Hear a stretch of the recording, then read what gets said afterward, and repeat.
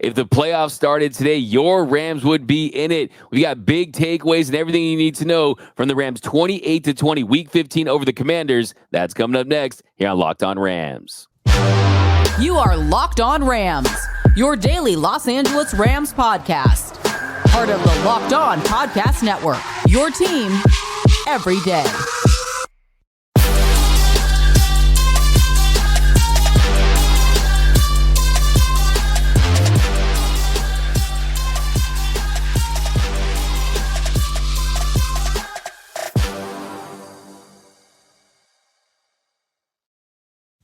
What is up, Rambly, and welcome to another episode of Locked On Rams, your daily podcast covering your 7-7 Los Angeles Rams, part of Locked On Podcast Network, your team every day. We're also available over on YouTube, so if you haven't yet, do us a huge favor, subscribe to the Locked On Rams YouTube channel, hit that subscribe button, hit that notification bell, hit that like button, and let us know what was your biggest takeaway from the Rams' 28-20 win over the Commanders. My name is Doug McCain. You can follow me on the X and Instagram at DMAC_LA. I've been covering LA sports for over a decade, 24/7 sports, Dodgers Nation, SI, now the Rams 4 Locked On. And as always, I'm joined by the Rams pre-half and post-game show host for the Rams flagship radio station, ESPN 710 LA. He's in his 8th season covering your Los Angeles Rams, the People's Champ, Mr. Travis Rogers. You can follow him on the X at Travis Rogers. And on today's show, we've got big takeaways from the Rams Week 15, 28-20 win over the Commanders. What we like, what we didn't like. We're throwing out some game balls. But first, this episode of Locked On Rams is brought to you by LinkedIn Jobs. LinkedIn Jobs helps you find the qualified candidates you want to talk to faster. Post your job for free at linkedin.com/LockedOnNFL. That's linkedin.com/LockedOnNFL to post your job for free. Terms and conditions apply. So, Travis, the Rams now 52% chance to make the playoffs. They officially control their own destiny. Yep. I keep refreshing all the playoff picture things from NFL and ESPN just so we can see the Rams in firmly, because it was a great week. Packers lose. Vikings lose. Everything is set up really nicely for them to finish strong and surprise everyone with the playoff.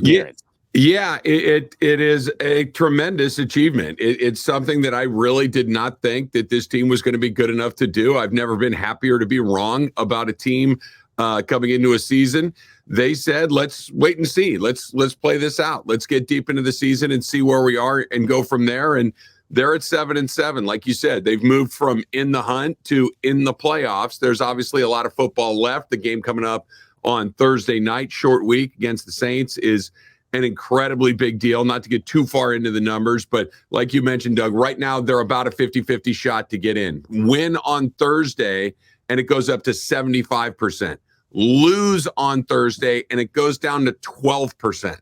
So their season is coming up in 4 days. It's everything. But none of that would have mattered had they not taken care of their business yesterday against a Washington team that's dreadful, a Washington team that had basically given up. You could see what happened in the start of the second half with that Cooper Kupp 62-yard touchdown pass. But they did what you're supposed to do. They played a bad team, and they put them away early. I know the score at the end felt a little closer than it probably was, but the Rams are in a great spot. And through 15 weeks, I did not think they would be a 500 team, and yet here we are, and good for them. Credit to everybody.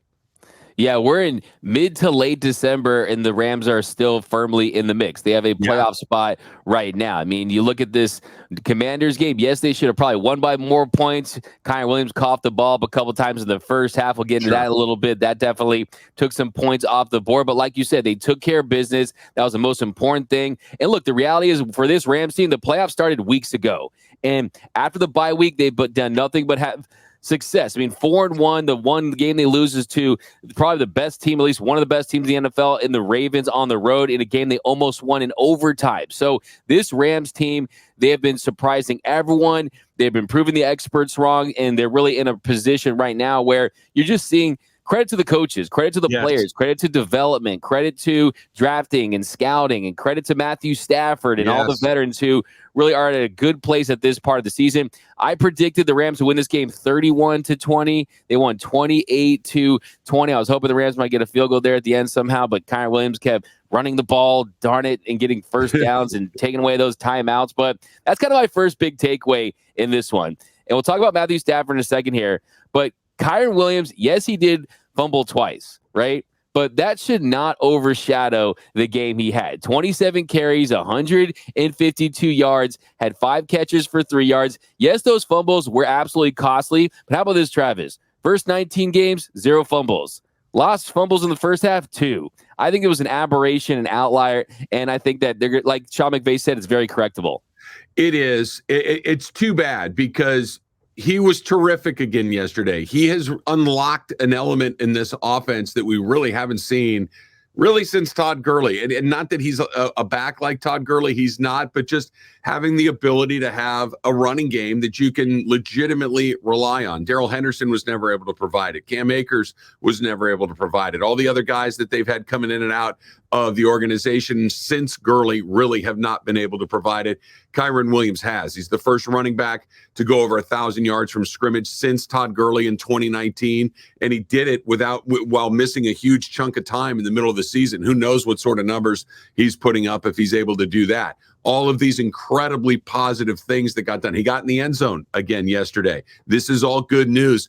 But those 2 fumbles, because look, the Rams are good. The Rams are in the mix. The Rams are going to have a chance to play a playoff game, assuming that they take care of their business over the next couple of weeks. But once you get into the playoffs, right, it's kind of a double-edged sword. Are they the team that anybody wants to play? Probably not, because of Sean McVay and Matthew Stafford. Those are dangerous guys. But what wins and loses playoff games? Turnovers and special teams mistakes. The Rams still can't make a kick that matters. Havrisik missed another one this week, and there's your 3 points that went by the board, D-Mac, or you would have nailed the score. And then you've got a guy that put the ball on the ground twice. Again, you're right. It's not like he has a fumbling problem, I think. We'll see what happens against New Orleans, because that's like one of those things, right? Like we've seen it. You and I are both baseball guys. All of a sudden, the catcher can't throw the ball back to the pitcher. It happens. Just weird stuff pops up all of a sudden. I hope that's not it, but Kyren Williams has been terrific. I wish those fumbles hadn't happened and we could really celebrate what he got done yesterday. Absolutely. And I just want to say, look, I mean, don't do that thing where you make the running back who fumbled carry the ball throughout the facility. He has to go to the cafeteria with it. People punch out. No, he doesn't deserve that, okay? It's just an aberration here. I think the way he finished that game, just continuing to finish runs, and give credit to the offensive line as well for opening up holes. But still, Kyren Williams, like you said, best running back since Todd Gurley. Going to be the first running back to rush over 1,000 yards. And at the beginning of the season, the Cam Akers decision, that looked like it was absolutely the right decision, of course. And Sean McVay, every time he was asked about Cam Akers and all these other running backs, he would always bring up Kyren Williams. And that's when you got to really appreciate Sean McVay really being forthright to the media about certain guys, and we're seeing it pay off now. Also, look, Matthew Stafford, what more can you say about this guy? The John Matthew Stafford, this revenge tour continues, and he's been sharp as a needle since his return from the injury, and he just continues to impress. If you look at his numbers yesterday, it wasn't mind-blowing, 25 of 33 for 250 yards and 2 touchdown passes, but multiple touchdowns again, also taking what the defense gave him. It was clearly the strategy for the Commanders. They didn't want to get beat deep. He took the underneath throws, and then he didn't miss Cooper Kupp on that 62-yard touchdown. Maybe a tiny bit overthrown, maybe just a little bit, but still, he put the ball where it needed to be, had a busted coverage. And if you look at last 4 games, 12 touchdown passes, 1 interception. Matthew Stafford is playing at an elite level since he's returned. Yeah, I'll go back a little bit further than that, Doug. Since the Rams have come out of their bye, they're 4-5, and here are the numbers that Matthew Stafford's been able to put up there. He's thrown for 1,250 yards. He's got a passer rating of over 105. He's thrown 13 touchdown passes and 2 picks. This is MVP level stuff. He's not going to win the MVP, obviously, but this is the sort of play that you get, and this is why I think he's so dangerous to anybody that he may run into. He can have a day. He can light you up. You're not going to trick him. You're not going to fool him into making, something that he's never seen before. You're not going to have him be this guy at the big moment. He's cool, and I'm sure that we're going to get into this at some point this week. The Rams win on Thursday night. The Vikings lose to the Detroit Lions. You're looking at the Rams going to Detroit in the first round of the playoffs. You're looking at Matthew Stafford returning to Detroit to take on Jared Goff. And if that's not the juiciest story going into the playoffs, I don't know what is. But Stafford is the reason they're here. Kyren's been great. Puka's been great. The defense has got a really nice little groove going on. but Matthew Stafford is the reason that this team's in the playoffs and it's got a really good chance to stay there. Without him, there'd be nowhere, and he's just been as good as we've seen him as a Ram.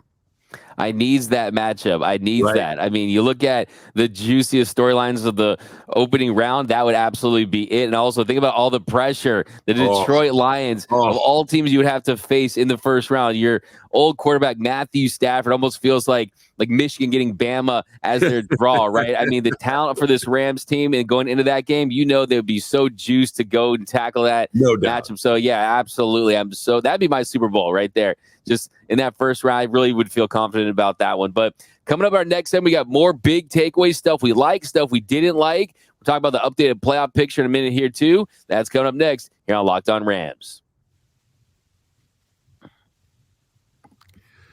All right, when you are hiring for your small business, you want to have as many top-tier candidates as possible when you start to interview. That's why you have to check out LinkedIn Jobs. LinkedIn Jobs has the tools to help you find the right professionals for your team faster and for free. Think about adding that perfect player to your favorite team, and all of a sudden now it kind of unlocks everybody else. That can happen for your business as well. And LinkedIn isn't just another job board. LinkedIn has a vast network of more than 1 billion professionals, which makes it the best place to hire. Hiring's easy when you have that many qualified candidates. So easy, in fact, that 86% of small businesses get a qualified candidate within 24 hours. LinkedIn knows that small businesses are wearing so many hats, and you might not have the time or the resources to hire the way that you would like to do it. And thankfully, with LinkedIn, the process is intuitive, it is quick, and it is easy. So post your job for free at linkedin.com/LockedOnNFL.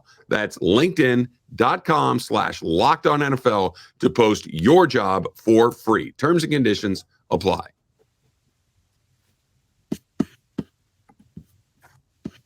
And we are off and running here on Locked On Rams. Thank you for being Locked On Rams, your first listen every single weekday, free and available wherever you get your podcast. Locked On Rams, part of Locked On Podcast Network, your team every day. Also want to send a special shout out to our everyday listeners out there. We appreciate you watching every episode, listening to every episode. And if you're an LA fan, just want to let you know that Locked On has launched the first ever national sports 24/7 streaming channel on YouTube. Locked On Sports Today is here for you 24/7, covering the top sports stories of the day with the local experts of Locked On, plus our national shows covering every league. Go to Locked On Sports Today on YouTube and subscribe to the first ever national sports 24/7 streaming channel. You'll see the Dodgers. You'll see our friends, the Locked On Lakers over there. So definitely check that out. Now, Travis, here in our second segment, some more of what we like, what we didn't like, some game balls in a second here. But what I really liked was the play of the offensive line. The offensive line, they continue to perform well.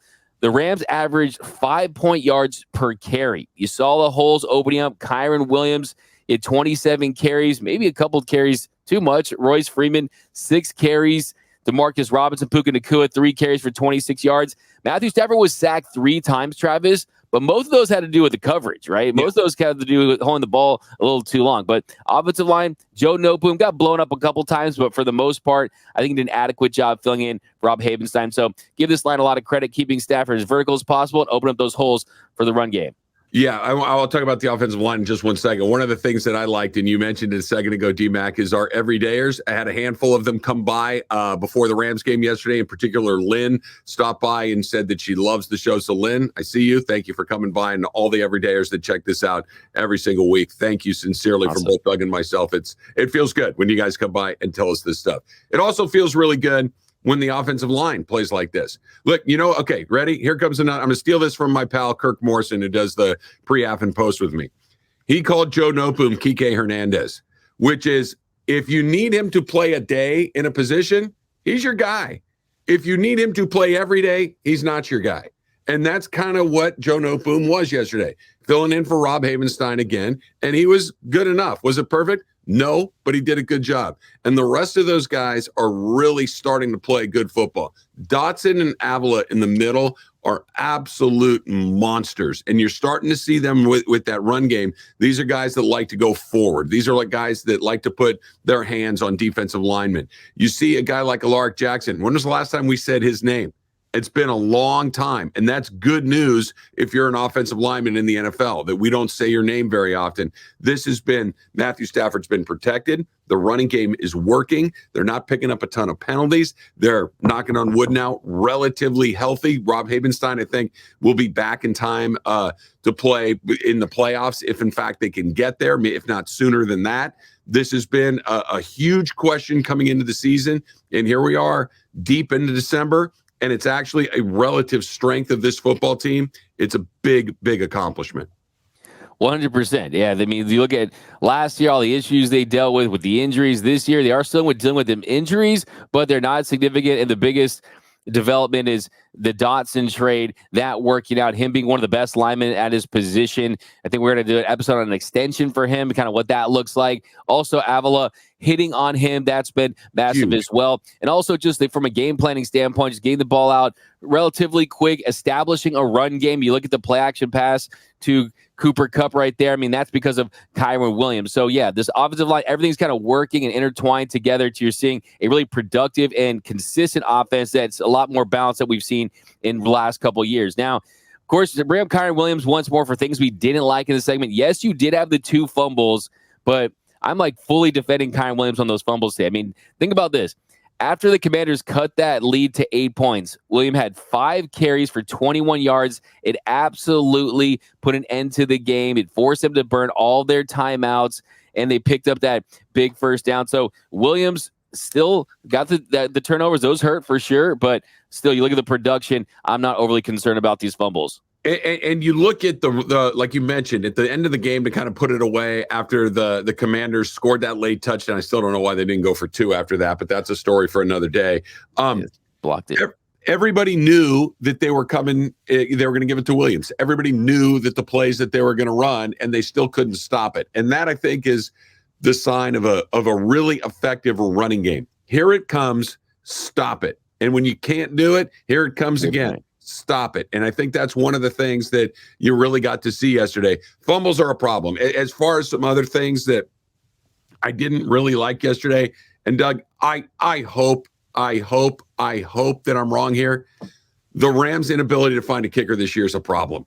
And you can see the train screaming down the tracks that it's going to come down to not even a relatively makeable field goal, a very makeable field goal, under 40 yards, and the ball is just not hit correctly. Luke Haversick has made a few, but he's also missed a few. And you tell me, every time he jogs out onto that field to take a kick, I'm holding my breath. I'm crossing my fingers. It just does not feel like money in the bank. And I really worry about that Rams special teams. It cost them a game in Baltimore. It cost them some points again yesterday. You got to wonder if it doesn't affect play calling to some degree. But I am deeply concerned about their kicking game. It definitely is an issue for sure. There's no doubt about it that Haversick appeared last week to have turned a corner. Now it feels like it's a couple steps back because that 43-yarder, that would have put the Rams up by 24 at that point. Instead, he missed it. That set up Washington with really good field position. They turned that into a fast touchdown. That cut the lead to 14. So not only was it a missed kick, it was a missed kick that really flipped the game a little bit when they could have absolutely put their foot on their throats and just gone for the jugular there. So, I mean, it's a 43-yarder in a controlled environment. This is the NFL. That's a kick you absolutely have to make. You did make the chip shots from 22 and 27, but that's not going to cut it. Clearly, he does have leg talent, and it's in there, but it's just not consistent enough, and the misses, they're pretty glaring. Yeah, that's the thing for me, Doug. It's one thing if you miss a kick and it scrapes the paint off the upright. Okay, fine, and make your next 45 kicks in a row. Inside of 45 yards. But this thing was no good from the second it left his foot. It just was not close.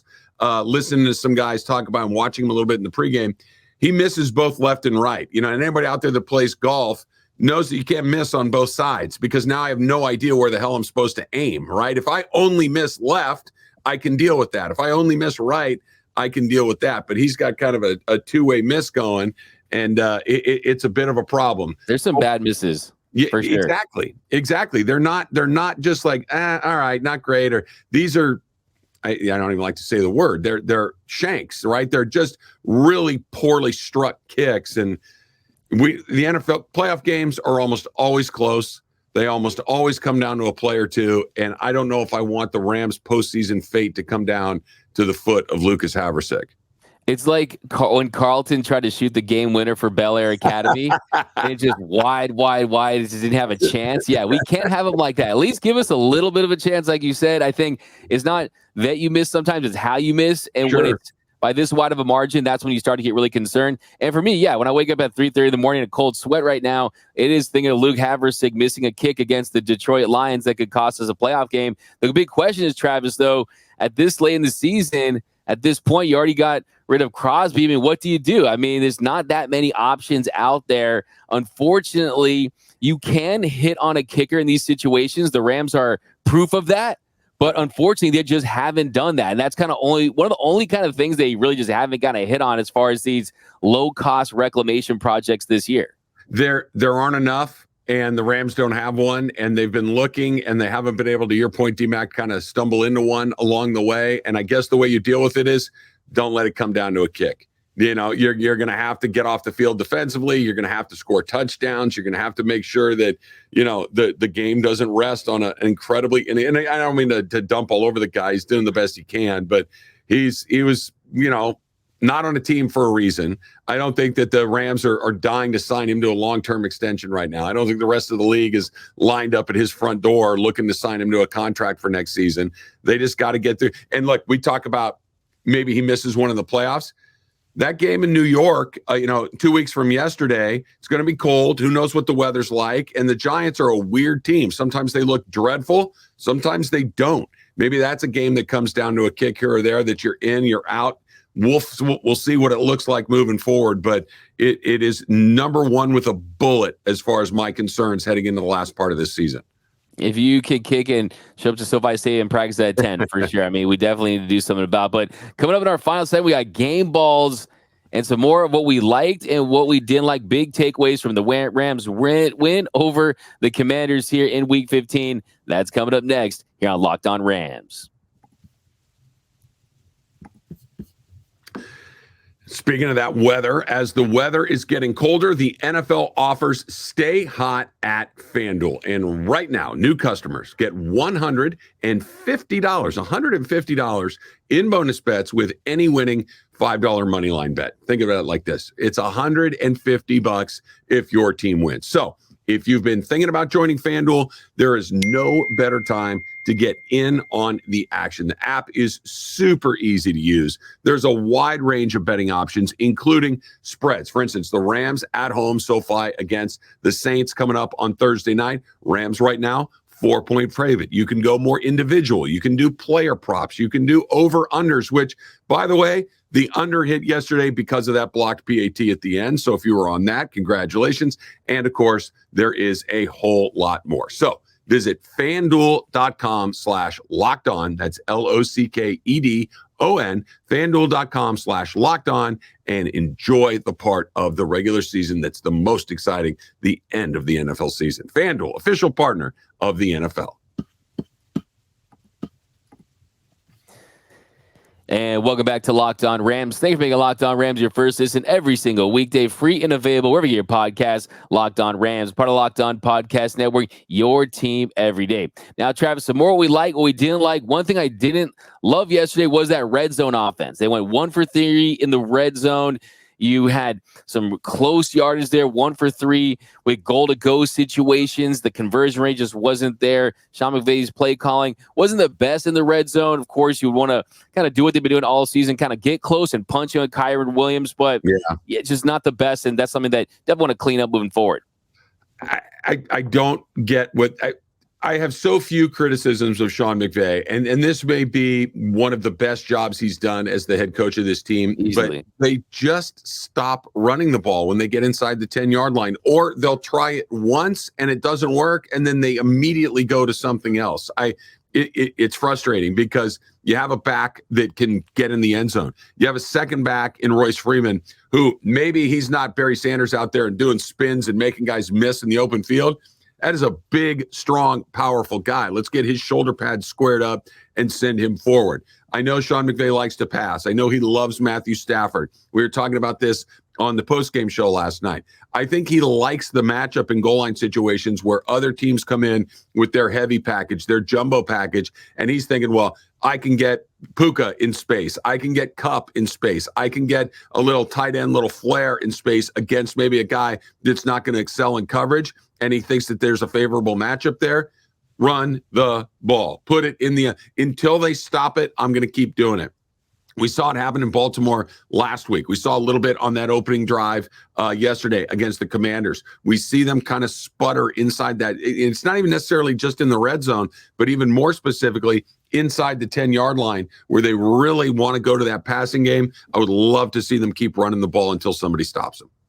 Yeah, you saw the last possession of the second half. They get the ball inside the 10, and they just, you had them running for a couple yards up the middle. They passed short to Kyren Williams. They lost yardage on that. Then on the 3rd and 9, incomplete to Demarcus Robinson. And yeah, you're trying to save some time there. You can't just always run the ball in that situation. But yeah, absolutely. Just want to put yourself in some space. It just feels like it's a little clogged up in that part of the field. But still, points-wise, you could have won this game by – they should have at least scored more than 30 points in this one. There's no doubt about that. But still, it kind of comes down to those fumbles and the red zone execution. But yeah, you got the field goal situation with Luke Haversick, the red zone offense. And I think really the only other thing, if I'm going to spot the pimple on a model and nitpick a little bit, was kind of the deep ball coverage when Brissett came in. When they made this game interesting, it was because of that. He had the 49-yard completion to McLaurin. He's getting beat deep a little bit. He had that one-arm catch that almost happened that was overturned. So, yeah, John Johnson got the interception on the tip ball by Roseboom, but for the most part, that's an area where just gives me a little bit of concern is when you're facing a team that has elite wideouts, elite playmakers, just kind of stretching the field on this defense. I think Darian Kendrick in particular is somebody to keep your eye on in that situation that you're talking about. It felt like he had a couple of bad plays down the stretch as well. But let me be optimistic here. You know how much I like to be optimistic, D-Mac. There were some business decisions taking place in the second half of that game. And usually that is a negative. I don't think it was in this. The Rams play in 3 days. The Rams play their most important part of the season in 3 days against a team that is the 8th speed in the NFC. They're right on your heels. The Saints aren't a good team, but they're not a bad team. This is the biggest game of the season. There was some of these, you know what, let's make sure that we stay as healthy, as comfortable as possible going. There was never a chance the Rams were going to lose that game. Did they give up some big plays? Yes. Did it look sloppy down the end? Yes. Was it not particularly pretty? Of course it wasn't. There was zero. I won't speak for you, Doug Mack, but there was never a second where I thought the Rams were going to lose that game. Not one. All they had to do was win that game, move on to Thursday night, stay as healthy as possible, and they did it. And I think that's part of the reason that the end got a little sloppy. Bad habits, sure, but you got a game in very short order, and I'm okay with how it all ended, all things considered.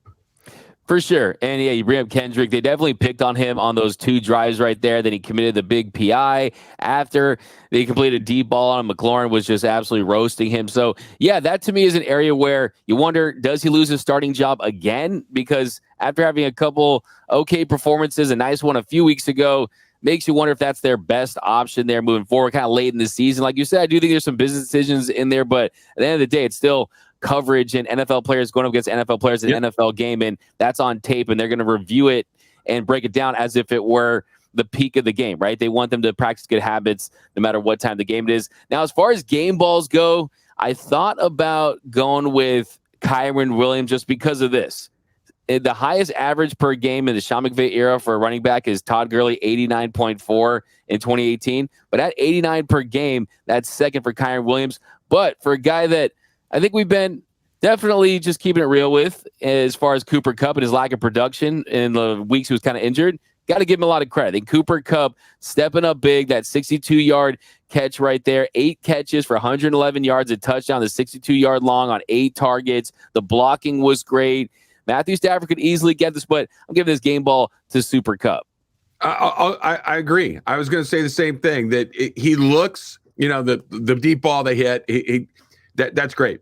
He looks like Cooper Kupp again. He's moving like Cooper Kupp again. And this sounds weird, but I watch these things, and especially when you're in SoFi Stadium, you get to see it the way that I'm able to do it at these home games.